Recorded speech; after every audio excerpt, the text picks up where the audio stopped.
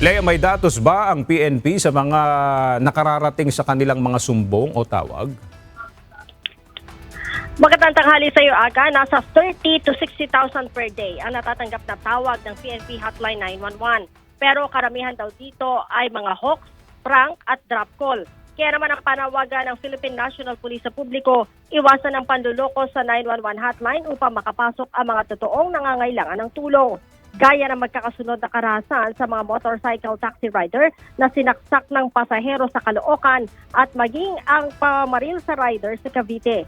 Hinihikayat ng pambansang pulisya ang publiko na gamitin ang 911 emergency hotline bilang bahagi ng pinag-ikting na hakbang laban sa mga kriminal.